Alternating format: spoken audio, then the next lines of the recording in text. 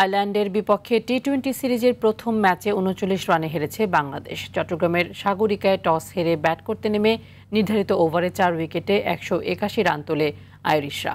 জবাবে ব্যাট করতে নেমে চরম ব্যাটিং ব্যর্থতায় নির্ধারিত ওভারে ৯ উইকেটে মাত্র ১৪২ রান করতে সক্ষম হয় টাইগাররা।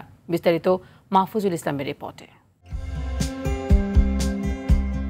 ৩৯ রানে হারের ম্যাচে বাংলাদেশের সংগ্রহ ১৪২ রান, যার মধ্যে তৌহিদ হৃদয়ের একারই সংগ্রহ ৫০ বলে ৮৩। বাকি ব্যাটাররা সবাই মিলে ৭০ বল খেলে তুলেছেন ৫৯ রান, যার মধ্যে অতিরিক্ত সংগ্রহে ১০। তার মানে ৮ ক্রিকেটারের উইলো থেকে এসেছে ৭০ বলে ৪৯ রান। বাংলাদেশের যাচ্ছে তাই ব্যাটিংয়ের নমুনা এই পরিসংখ্যান থেকে এক পলকে দেখে নিতে পারেন।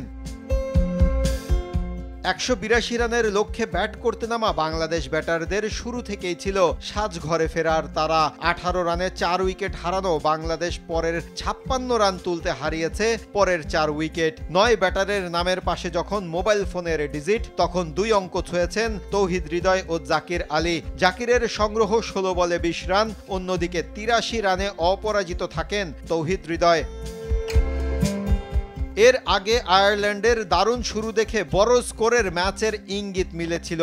আইরিশদের হয়ে টিম টেক্টর ৩২ ও হ্যারি টেক্টর খেলেন ৪৫ বলে অপরাজিত ৬৯ রানের ইনিংস।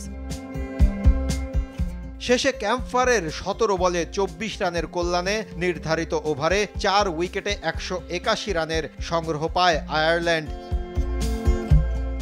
বড় এই হারে বিফলে গেল তৌহিদ হৃদয়ের অনবদ্য ৮৩। সিরিজ বাঁচানোর ম্যাচে ২৯ নভেম্বর মাঠে নামবে বাংলাদেশ। মাহফুজুল ইসলাম, RTV।